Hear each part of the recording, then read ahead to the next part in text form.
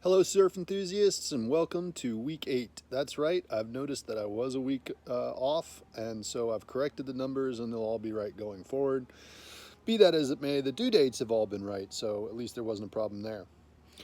Hey, did you hear about the guy who got his entire left side chopped off? Yeah, he's all right now. Told you.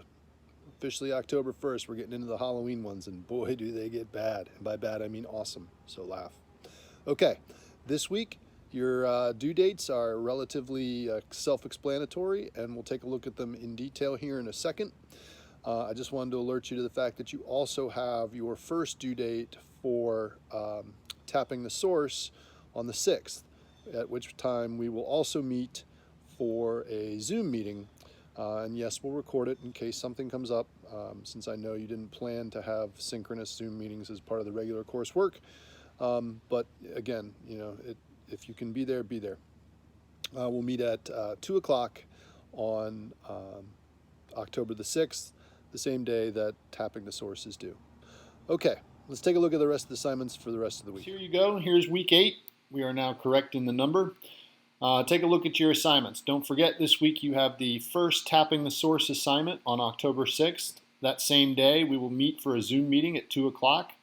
Yes, I'll make the recording available, but please try to be present because it's always much easier to handle your questions in person and in presence than later through email, or perhaps you aren't able to raise the question at all. So if you can attend, please attend.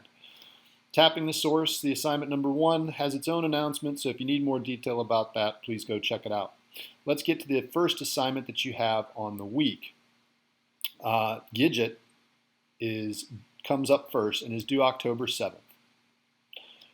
For Gidget, I've given you a little bit of background here about the author as well as the person, and probably the most interesting as well as perhaps disturbing item is that Kohner, the author, was also her father. It becomes a little more disturbing once you've read the excerpt that I've given you here under the PDF. But certainly, as a German in a PhD in psychology in 1957, he's going to have no problem with sort of Freudian sexualities. So read it with a little bit of temperate shock, but certainly there is some shock to be had. I've also given you some additional links, a quick article on the history of Gidget, an article on Gidget and sexuality, and then I've given you some images or portrayals of Gidget. Using definitely the story, but any of these that you may so choose, use examples to explain and support your observations as to how you would characterize Gidget. Then, how do you reconcile this characterization that you have with the fact that she is a real person, at least in part? Is it problematic? Is it not problematic? Does it make too much? Does it make too little? How do you reconcile your characterization of the character Gidget with the fact that she is a real person? Does this elevate her to a myth status? Is the Gidget that we know a myth, or is it an embellished romantic view? What do you think? Then, consider how this portrayal of surfing, that of Gidget, in the story, resonates with the themes and ethos of surfing that we've read, seen, and discussed in class. So that would be any of the things from Romanticism through Bildungsroman, through Barthes, through, particularly you can use Barthes if you're going to talk about portrayals of Gidget, through Fisk and the sexuality, gender order, which is included in this week, or through any of the early pieces from Westwick and Neuschel. Basically, anywhere, how does the portrayal of Gidget and surfing resonate with those themes of surfing that we've read? Where is it similar? Where is it different, perhaps? And you don't have to mark every place that it's similar or different, but one or two would help. What does this version of Gidget add to surfing as we know it? Maybe what is limiting in this version of surfing given our current social awareness? Try to use examples again and explain your observations. And finally, the last thing that you want to do at the end of this response is to sort of determine whether or not you think Gidget deserves to be part of the canon of surf literature. Canon simply means that something is sort of vetted. It is a pillar of said genre or cultural study. And it is. Now you can disagree with that, and that's fine, right? You can say, no, it's time to drop it out of the canon. We've kind of evolved past that, and here's why. Okay, fine. But regardless, try to address that at some point in your response. Given that you've got other things going on in the week and plenty of reading that you're doing, I would expect this to be somewhere in the neighborhood of 2 pages, no more than. Okay? So that's Gidget, and that's due on the 7th, October 7th, by midnight. Then you've got your second due date for the week, which is due by Friday, and that's dealing with Life's Swell. I'm going to ask you to take a quick look at Nick Ford and David Brown's Surfing and Social Theory, and what they're going to deal with is the changing femininities of surfing. And I'm giving you a clever little guy here that tells you where to start. It's really just 1, 2, and 4 or 5 sentences here at the bottom, then stop. Read that as it sort of details some of the changing femininities in surfing. Then read Susan Orlean's Life's Swell. And I'm giving you the link to its original location in Outside Magazine. It's a pretty good article. I don't think you'll have too much of a time falling into it, and give it some due attention. And read Prodnovich's Textured Waves. This is a look at not just femininities, but also changing race and femininities within surfing. It comes with an embedded film here at the bottom, which, if you look at the film in its entirety, would be somewhere in the neighborhood of like 1 hour and 9 minutes. But the actual film itself, CS Now, is at the 25-minute mark into this video. So read this, then read Life's Swell, then give this article a read. If you watch the video, great, but you'll note that that's extra credit. You actually just have to read the article, right? Then this is your weekly response, where you're going to post what you note and draw comparisons between the discussion from Ford and Brown about changing femininities and the pieces by Orlean and Prodnonovich. Of course, since it's a response, you're going to add in your own thoughts and reflections on those comparisons.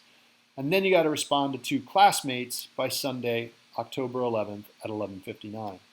Now, the day that you make your post about this is the same day that you owe 1 response to a classmate for their post regarding tapping the source. So please don't forget. You've got some overlap there. But on the 9th, all you owe is this, and then by Sunday, you're trying to respond to 2 classmates.